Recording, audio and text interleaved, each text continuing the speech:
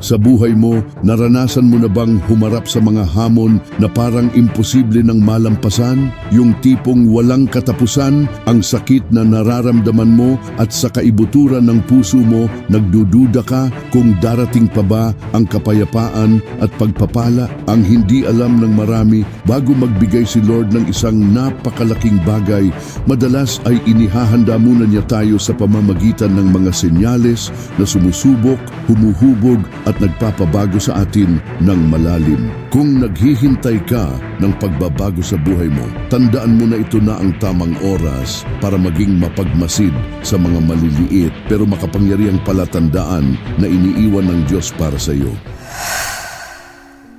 Kung titingnan natin ang kwento ni Jose, halimbawa, makikita natin na palaging hinuhubog ng Diyos ang kapalaran niya kahit sa mga panahong naghihirap siya. Si Jose ay nagkaroon ng malalaking pangarap, mga pangarap na galing sa Diyos. Pero bago ito matupad, ang buhay niya ay puno ng sakit, pagtanggi at di pagkakaunawaan. Ipinagbili siya bilang alipin, inakusahan ng walang basehan at ibinilanggo. Sa bawat hakbang, tila ba lumalayo ang lahat sa mga plano ng Diyos para sa kanya. Pero ang totoo, bawat sakit, bawat kahihiyan at bawat paghihirap ay bahagi lang ng proseso ng paghahanda para sa mas malaking layunin ng Diyos sa buhay niya. Ang Diyos sa kanyang walang hanggang karunungan ay alam na hindi natin matatanggap ang malaking pagpapala kung hindi muna tayo dadaan sa proseso ng paglilinis at pagpapatibay ng ating pananampalataya. Bago ibigay ang isang dakilang bagay, madalas ay hinahayaan niya tayong dumaan sa matinding labanan. At dito mo magsisimulang maintindihan ang nangyayari.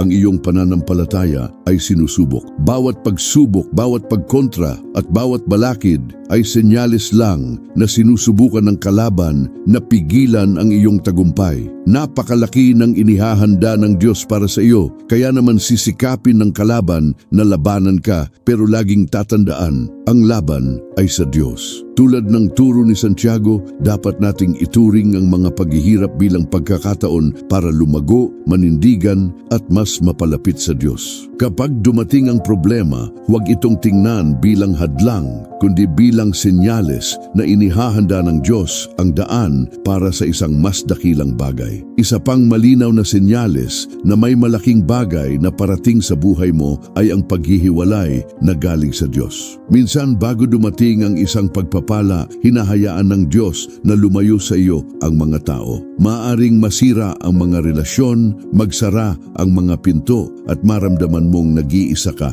pero huwag kang mawalan ng pag-asa. At tandaan mo na hindi lahat ay may kapareho mong layunin at hindi lahat ay kayang samahan ka hanggang sa pupuntahan mo kasama ang Diyos. Si Jesus sa maraming pagkakataon ay nag-iisa para ihanda ang kanyang sarili sa kung ano ang inilaan ng Diyos para sa kanya. Ang sandali ng paghihiwalay na ito, gaano man kasakit, ay kinakailangan para makapag-focus ka ng buo sa Diyos, nang walang anumang nakakagambala at maihanda ang sarili mo para sa dakilang layunin na mayroon siya para sa iyo. Inihihiwalay ka ng Diyos para sa isang mas dakilang bagay. Ang sakit ng paghihiwalay ay simula lang ng kadakilaang parating. Kung nakakaramdam ka ng espiritual na pagkabalisa, kung may bumabagabag sa loob mo pero hindi mo matukoy kung ano ito, tandaan mo na ito ay isang malinaw na senyales na may ginagawang bagay ang Diyos sa loob mo. Ang pagkabalisa na ito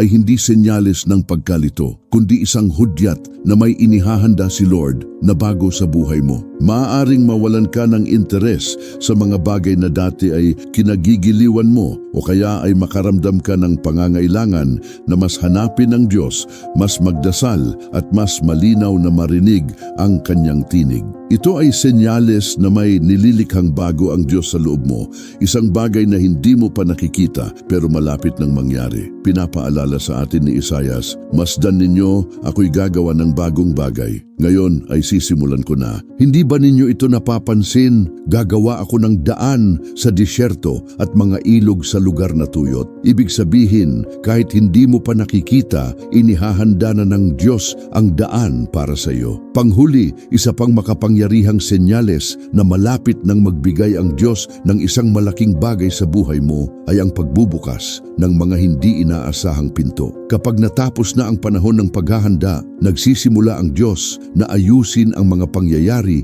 at magdala ng mga pagkakataon na hindi mo inakala. Masisimulan mong mapansin na natural na lang nangyayari ang mga bagay nang walang hirap at ang mga pinto ay nagsisimulang magbukas nang hindi mo kailangang pilitin. Tinuturuan tayo ng Kawikaan 3:6 na lubusang magtiwala sa Diyos at huwag umasa sa sarili nating pag-unawa. Kapag ginagabayan ng Diyos ang ating mga hakbang, hindi na natin kailangan pang lumaban para magbukas ng mga pinto. Sila mismo ang magbubukas para sa atin. Kung napapansin mo ang pag-ayon ng mga pangyayari sa buhay mo, tandaan mo na ito ay senyales na inaakay ka ni Lord sa isang malaking bagay. May inilaan ng Diyos na kamanghamanghang bagay para sa iyo, isang bagay na higit pa sa kaya mong isipin. Kung dumadaan ka sa mahihirap na panahon, kung humaharap ka sa matitinding labanan, o kung nakakaramdam ka ng masakit na paghihiwalay, tandaan mo na bahagi lang ito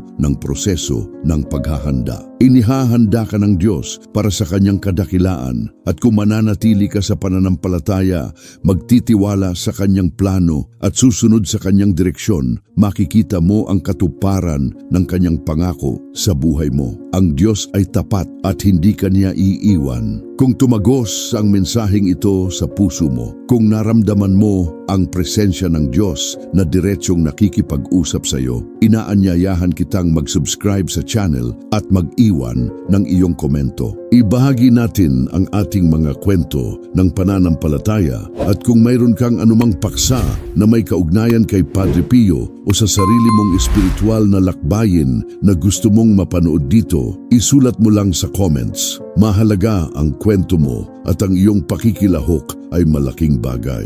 Ngayon, sa pusong puno ng pag-asa, tandaan, naghahanda ang Diyos para bigyan ka ng isang malaking bagay. Magtiwala ka sa kanyang oras at sa kanyang plano.